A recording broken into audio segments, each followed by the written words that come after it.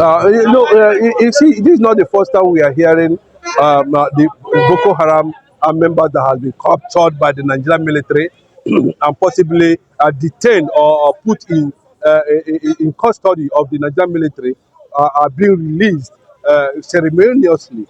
Not only being released, they are being thrown back to the society. Some of them are even when registered as soldiers in the Nigeria military, and we have been hearing different news, in that regard.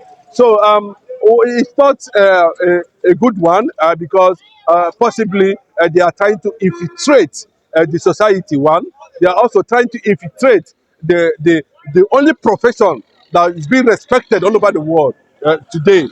Talking about the military and to an extent the Nigerian military. And when we see such news coming from that region, that these things that we fear most has been also be happening without the government putting a thorough check on it. I think it creates a lot of worry for so many Nigerians. What they should have done in that regard is that some of them who have shown remorsefulness should be sent to school, should be schooled, or some of them who are technically inclined should be sent to vocational institutions. Some of them who can learn one thing or the other trade should be seen to be doing that. Instead of them bringing them to pushing them back to the society to create more havoc and of course destroy, become a menace to the society that will actually cause a lot of insecurity, that will breed more insecurity than anybody can think of. Now, they have killed a lot of people as a repentant Boko Haram. So, what about normal fellow citizens that one way accidentally has taken the life of a fellow that have been sentenced to death by anger? Are we saying that the repentant Boko Haram are more better than normal individual fellow citizens that is due to domestic fight or due to or unforeseen circumstances taking the life of a fellow that the court have been sentenced to death by hanging? Why, if they can they can do that for repentant Boko Haram, why not for everyone who have committed murder in Nigeria? Let me tell you, if you go to the court, there's degree of criminality. It has degree, and that degree determines the kind of thing they are going to, judgment they're going to give you. I think that's the way lawyers interpret it, but I know that it's in existence. You cannot compare a homicide or a kind of accidental killing, out of provocation, and you use it to measure insurgency, guerrilla warfare, mass killing, deliberate killing, gang-related killings, ideological killings, agenda killings. Caliphate, jihadi, terrorism. You cannot. In the court, there has degree of crime, and that according to the level of crime you committed, that would determine the kind of judgment they're going to pass.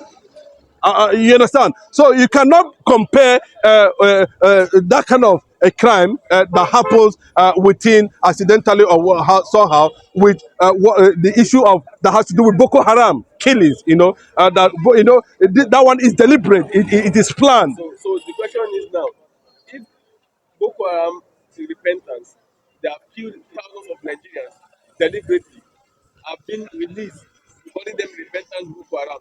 Why do we not have a repentance or I will not do it again normal citizen that killed a fellow in the process? And why not a second thought about them? Why are we sending them to be killed? And why not put them in a rehab, make them create a product of them? You see, every crime committed has a punishment, a level of punishment, a degree of punishment that's been meted out, and that will be determined by the court, and such person will need to be go through that process, until judgment is being passed. So we cannot put these crimes in the same degree, in the same level of judgment. it will be very difficult. But no matter how you look at it, crime is crime and it attracts punishment, But the fact still remains that, government need to make sure that our correctional centers, has a human face because they are all humans. And also we need to find out that most of them who are the correctional centers, actually committed the crime, and should not be a victim of unnecessary harassment by the Nigerian So you are police. okay with the team of repentance Boko Haram taking operating a force and some of them taking. You remember that during Buhari's time, repentant Boko Haram were sent abroad to go and study and do some things. If you are able to Bros, enter let me tell you, it depends if you on the guys the next thing to no, every no, other country terrorists the God, let terrorists me are tell you, when an enemy surrenders, you don't kill. Listen, when an enemy surrenders, you don't use bullet on. It's against the. what if is part of the training when you see that your attackers You are are captured. not Let me tell you, you are captured. then you The surrender. enemy is captured. He surrenders. Not a voluntary surrender that we are not doing again. Whether it's voluntary or circumstantial, he has surrendered. The word there is surrender. Then when you are surrender, it depends on the person you surrender to know how he want to deal with you. It's very important. If you are remorseful enough to an extent, having undergone some kind of deorientation based on the kind of radicalism that has been imparted in you. They can now decide, okay, these people can be this, and when after thoroughly deliverance from maybe that spirit of radicalism or whatever agenda they may look at, it is left for them to say, okay, to an extent, this one has done this, we are going to do this. Well, some of them say they don't know why they are here, and of course, they are only advancing, doing what they are asked to do. Most of them is not willingly. So, if you find such people and they said, we don't want to do this again, what do you want to do? I want to go to school, I want to learn a trade, I want to learn a skill. Of course, they should be allowed to do that. All right, sir. But anybody that did not surrender and on the process is killed or captured and killed or been detained, and there's no remorsefulness on that, I think he has to go through the court processes. All right, sir. So let's say Wow. Why is it that every day of your life you wake up, the news you start hearing will not just be a welcoming news. News you will just hearing will just be a sad news. You, what's it called? You're talking of the repentant Boko Haram, and they were being enlisted into the Nigerian what? Soldiers. no into hybrid force. That means they Yes, create a force. security. Yes, Yeah, they created a force yes. that will be working hand in hand with the soldiers. We can still give him a benefit of that with the soldiers they are moving with. But those soldiers too have to be profiled well, They are but not working with the soldiers.